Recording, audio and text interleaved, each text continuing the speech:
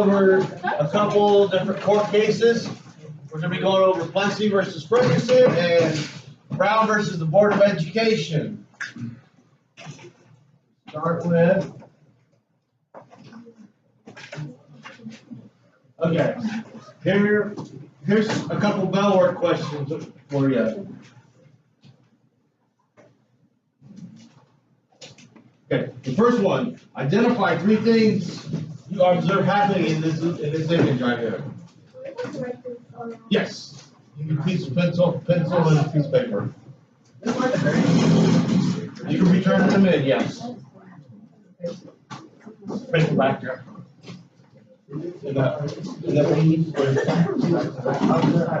Okay. So identify three things you observe happening in this image. Write it down on a piece of paper.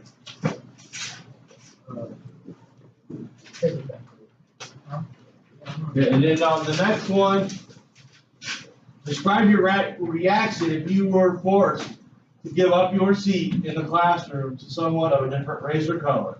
What would you do? How would you feel? And who would you talk to about the issue? Right. Is it absurd? You don't even have ribbons. The dude in navy blue shirt. Right there is a pretty good thing for this. It's absurd that a mom of a single city may or may not, may at any time perform acts of lawlessness that would plunge us into war. The city should not be allowed to commit a crime against a friendly nation. The city should be allowed to, segregate one community from the other. I don't want to slam it too loud. Oh, this is like a constant noise 7th hour. That group is just terrible. I do not want anyone keeping the group sheet out of fear that that member won't be here tomorrow. So if you would hand that to me, one member of your group, make sure I get your group one. The packet of documents can stay with you, but that's a lot of problems if you don't show up tomorrow. Make sure you put all your names And on. you have the group sheet with you. So I would love to take those.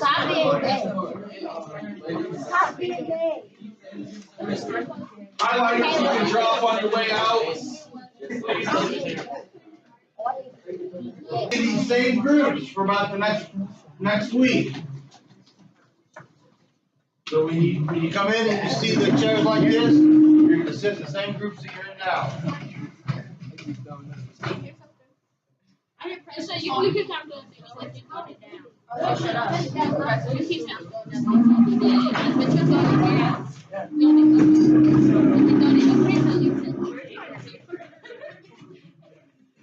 They're not gonna need big arms. Yeah. You know what? I'm gonna have them write their own.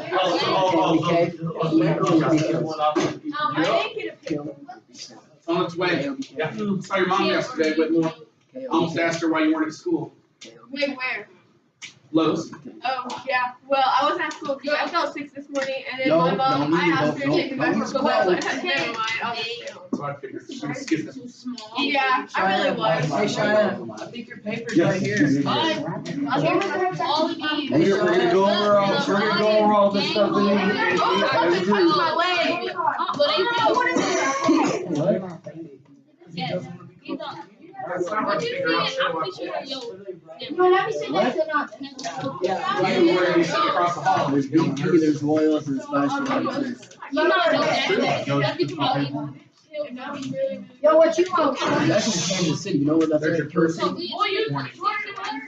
Yeah, I got a lot of homies down there in Kansas City too. Okay. Nobody cares.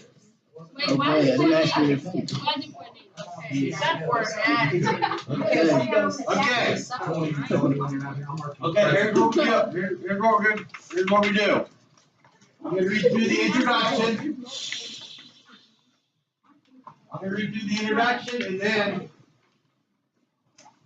And then we're gonna, each group, well, we want to work on A, as a whole class, and then we'll do groups the rest. Okay, here we go.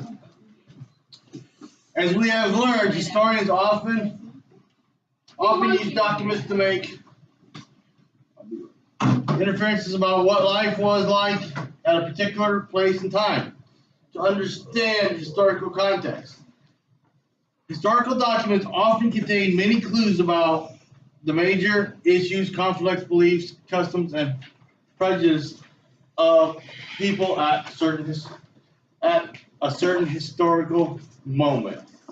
Today, we are going to make some inference about life in the United States and California by exploring a strange incident that happened in San Francisco in 1906, and President Theodore Roosevelt's reaction to it. A few months after the earthquake of 1906, the San Francisco Board of Education decided to segregate Japanese students and force them to go to the Chinese school. This created a major crisis. President Roosevelt became involved and tried to get the Board of Education to change its decision. We are going to examine this event by reading some of President Roosevelt's letters and speeches and analyzing a political cartoon. Your main goal is to answer the question, why did Roosevelt intervene in the Japanese student segregation crisis? And another goal is to identify how these documents reflect what you might already know about this political historical period and how they might help you learn more about the historical context of the time. Okay, so what we're going to do is we're going to go over document A as a group, as a class, and then you guys are going to work in your groups on documents B, C, D, and E. And what we're going to do is you're going to use the poster boards to kind of write your answers as your group. One person will come up and they'll write as the group kind of tells them what to write. I want to read. Your document. Yeah, Document A. let me read. Okay, go for it. Cheyenne, I'll talk. Go for it. Hey, Ethan. Go. It's otherwise deport from the old American tradition. Ethan. I'm sorry, I'm sorry. One more chance. One more, yes.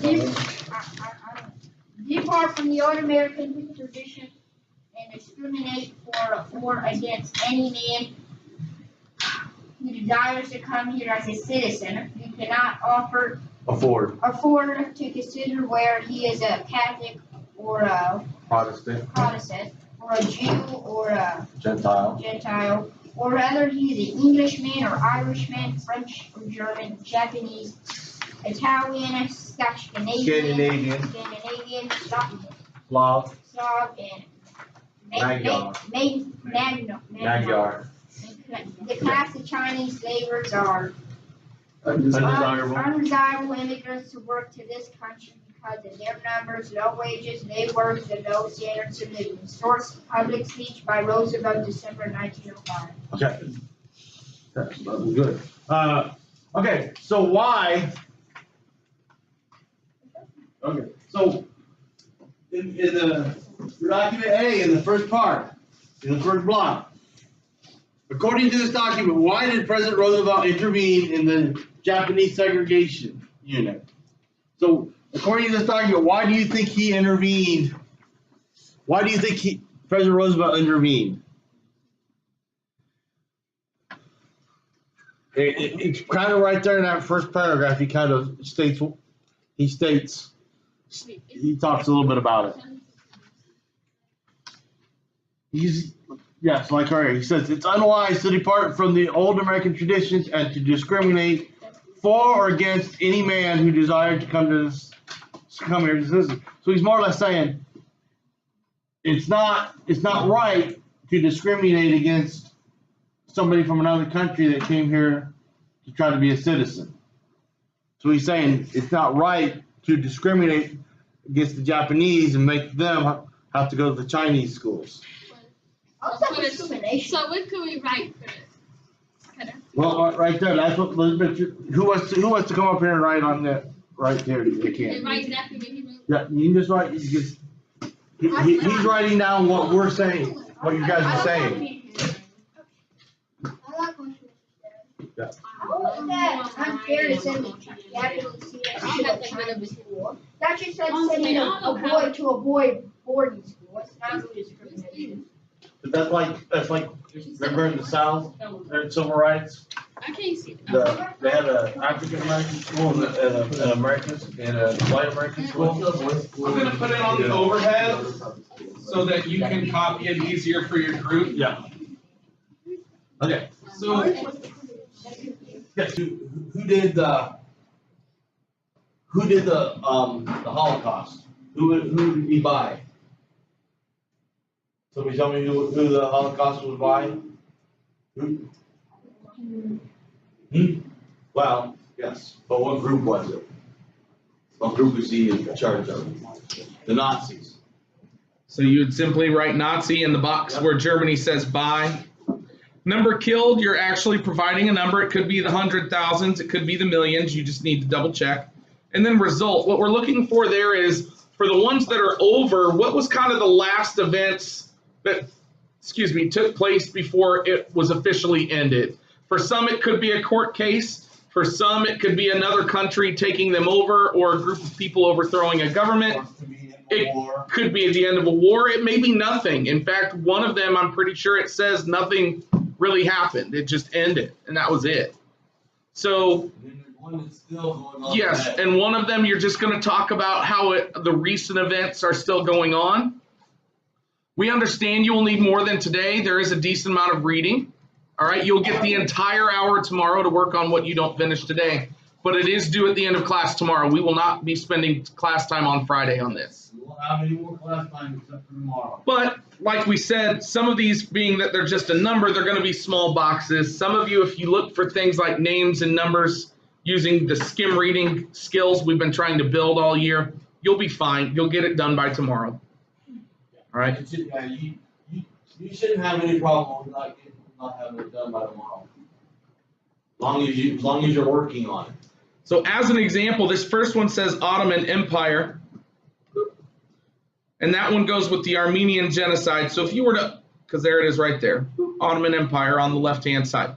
So what you want to look for are things like numbers, perhaps years, groups of people. I mean, it's a pretty easy read when you know what you're looking for. And then usually, I think in most of them, down to like the last few paragraphs, usually they'll talk about what happened after. Yeah. So that's gonna give you, that'll probably give you a lot of your answer for the results. If you have any questions, raise your hand. What we'll start off with the map, and then we'll give you guys time to do the Holocaust wall. I totally forgot. That's our fault. My fault, guys. And then we got a couple videos to watch. Probably won't get to the worksheet then. No, we'll skip that. Just do the map. We'll play the clips, and then we'll let them have the computer. Okay. So that works. Okay. Here's what we got here. This is a map from this is immigration, Jewish immigration from Germany, 1933 to 1940. So this map is before the Holocaust started. You know, it's like it'll show on this map, like right here it says from Germany to the United States, about 90,000 Jewish immigrated from Germany to the United States. You know, about 83,000 immigrated from Germany to South America, Cuba, and Latin America. If you want to move over, you can. Then you got about, what is that, I think that's 66. No, I might be 86. We'll hardly tell. But it's like either 86 or 66,000 immigrated from Germany to Palestine. Can anybody tell me what country is Palestine now? Huh? No, you're close. That would be Israel right there. Israel. Israel used to be Palestine. It used to be called Palestine before they changed it to Israel. Then you got about 15 to 18,000 that immigrated from Germany to Shanghai, which would be China. Like I said, this is before the Holocaust. And then you got the map up here, which that is your German country. Like, you had about 8,000 that went from Germany to England. About 30 went to the Netherlands. About 30,000 went to Belgium. 38,000 or so went to France. About 8,000 went down to Switzerland. So this map right here, what it's showing you is that before the Holocaust, Germany was more than willing to let their Jewish population immigrate. Wrong room.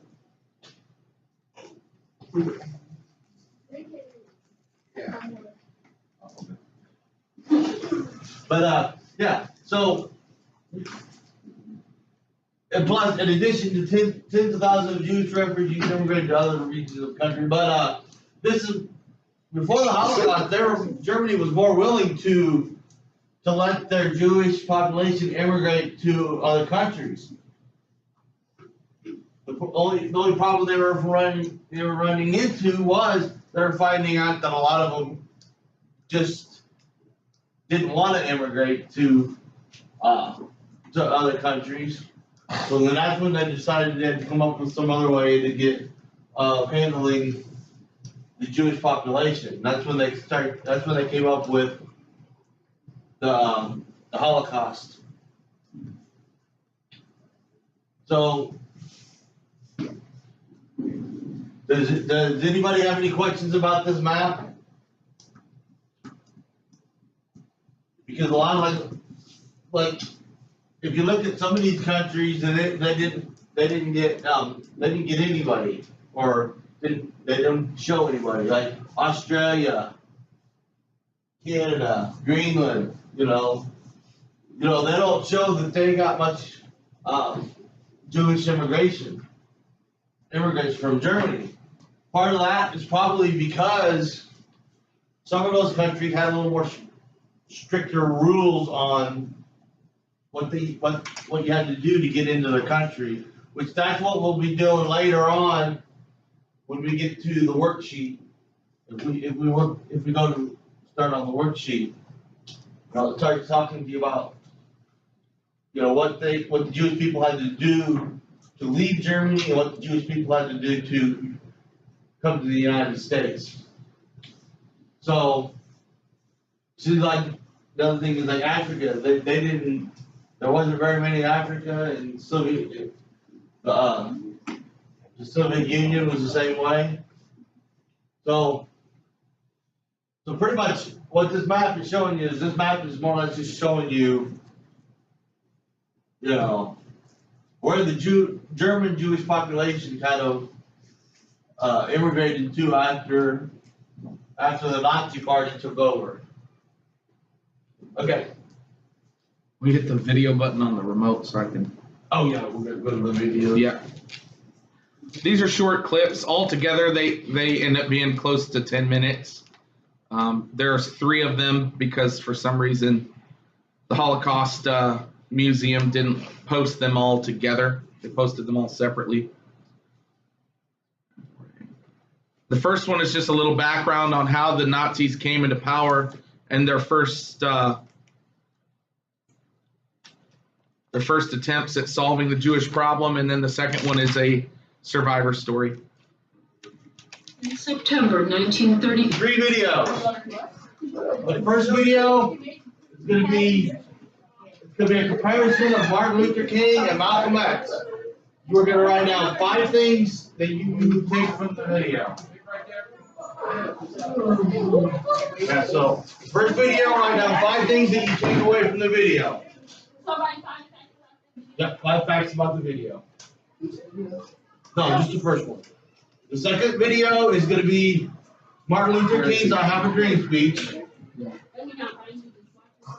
Yeah, you're just gonna watch it for right now. And then this third video is gonna be Malcolm X's ballot or bullet speech. And then what you're gonna do is you're gonna write down a little short paragraph comparing the 2 speeches. It's a short paragraph, not to be very long.